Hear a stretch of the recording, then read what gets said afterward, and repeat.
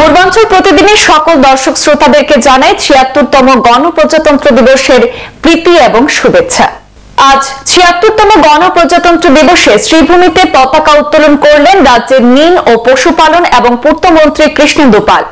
শ্রীভূমি তথা করিমগঞ্জ জেলার মূল অনুষ্ঠানটি হয় করিমগঞ্জ সরকারি উচ্চতর মাধ্যমিক বিদ্যালয়ের খেলার মাঠে।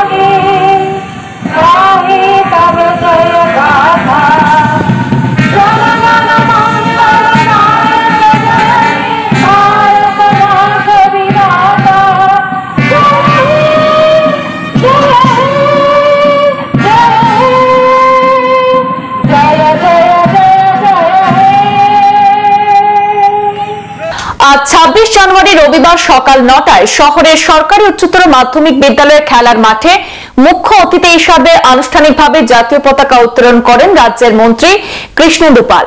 পতাকা উত্তোলনের পর জাতীয় সঙ্গীত পরিবেশন করে কুচকাওয়াজের মাধ্যমে জওয়ানদের অভিবাদন গ্রহণ করেন মন্ত্রী কৃষ্ণেন্দু পাল। আজকে প্রজাতন্ত্র দিবসের অনুষ্ঠানে ছিল মার্চ পাস্ট সহ বিভিন্ন বিভাগের সুসজ্জিত ট্যাবলো প্রদর্শনীর পাশাপাশি সাংস্কৃতিক অনুষ্ঠান, বিহু, ধামাইল, মণিপুরী ও চা বাগানের নৃত্য ইত্যাদি। মার্চ পাস্টে অংশগ্রহণ করেন বিএসএফ, শ্রীভূমি জেলা পুলিশ, সিআরপিএফ, হোমগার্ড, এনসিসি জওয়ানরা এবং বিভিন্ন কলেজ এবং স্কুলের ছাত্রছাত্রীরা। এদিন অনুষ্ঠানে উপস্থিত ছিলেন জেলা শাসক প্রদীপ কুমার দ্বিবেদী, জেলা পুলিশ সুপার পার্থপ্রতিম দাস, রাজ্যসভার সাংসদ মিশন রঞ্জন দাস, বিএসএফ এর ১৬ নম্বর ব্যাটালিয়নের কমান্ডেন্ট সঞ্জয় কুমার, বিজেপির শ্রীভূমি জেলার প্রাক্তন সভাপতি সুব্রত ভট্টাচার্য এবং বর্তমান জেলা সভাপতি সঞ্জীব বণিক, জেলা কংগ্রেসের সভাপতি রজত চক্রবর্তী সহ অন্যান্য সরকারি আধিকারিকগণ। এদিন অনুষ্ঠানে বক্তব্য রাখতে গিয়ে মুখ্যমন্ত্রী হিমন্ত বিশ্ব শর্মা নেতৃত্বে গোটা রাজ্যে উন্নয়নের খতিয়ান তুলে ধরার পাশাপাশি বরাক উপত্যকার উন্নয়নের কথা তুলে ধরেছেন মন্ত্রী কৃষ্ণেন্দু পাল। শ্রদ্ধেয় শ্রীভূমিবাসী জনসাধারণ, আজ ২৬শে জানুয়ারি ৭৬তম সাধারণতন্ত্র দিবস। আজ থেকে ৭৫ বছর পূর্বে আমরা আমাদের সংবিধান রচনা করে জাতির উদ্দেশ্যে তা উৎসর্গ করা হয়েছিল।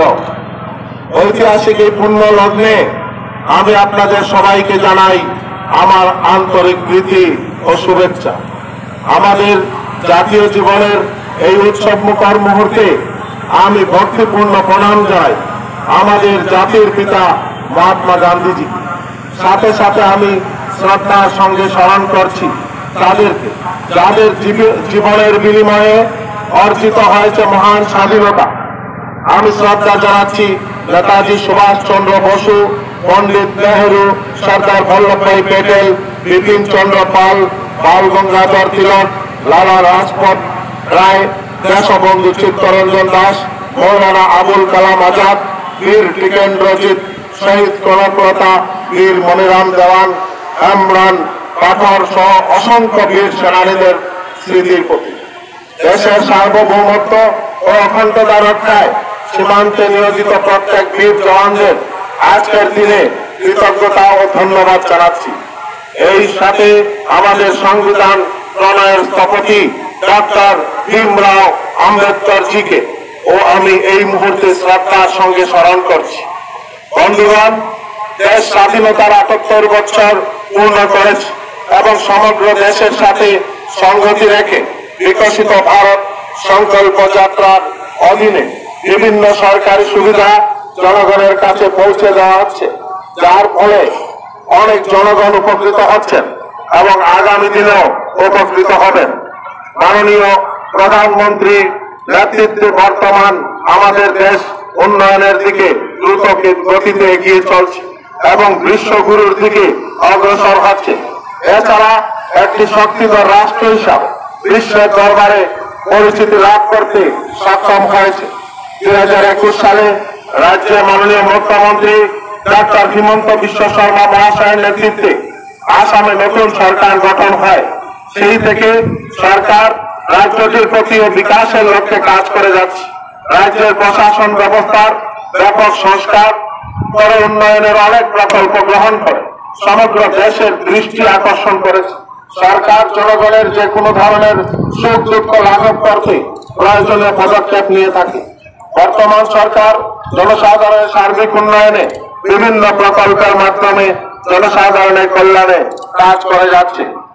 এতে মাননীয় প্রধানমন্ত্রী ঘোষিত সবকা সাথ, সবকা বিকাশ, সবকা বিশ্বাস, সবকা প্রয়াস সবাইকে নিয়ে এগিয়ে চলতে তারই কিছু বিবরণ আমি আপনাদের সামনে তুলে ধরছি। গৃহ ও রাজনৈতিক বিভাগের অন্তর্গত আসাম আরক্ষী ও আসাম সরকারের আন্তরিক প্রচেষ্টার ফলে বহু বিরোধী সংগঠন আত্মসমর্পণ করে সন্ত্রাস মুক্ত আসামের লক্ষ্যে জীবনের মূল স্রোতে ফিরে এসেছে। রাজ্যের বেশ কয়েকটি উগ্রপন্থী সংগঠন যেমন এনডিএফবি, কার্বি উগ্রপন্থী সংগঠন, আদিবাসী উগ্রপন্থী সংগঠন, ইএলএলএ ও আলফা ইত্যাদি আনুষ্ঠানিকভাবে আত্মসমর্পণ করেছে। তার জন্য রাজ্যে অপরাধের সংখ্যা অনেক কমেছে। রাজ্যবাসী নিরাপত্তা সুনিশ্চিত করতে মৈত্রী প্রকল্পের অধীনে নতুন করে থানা নির্মাণের কাজ চলছে। নিষিদ্ধ ড্রাগস ব্যবসা, ব্যবহার, বিক্রি, সরবরাহ ইত্যাদি তথ্য সংগ্রহের জন্য ড্রাগস ফ্রি আসাম নামে একটি মোবাইল অ্যাপ চালু হয়েছে। সংবাদ এ পর্যন্তই, ফিরছি পরবর্তী অন্যান্য আপডেট নিয়ে, সাথে থাকুন। ধন্যবাদ।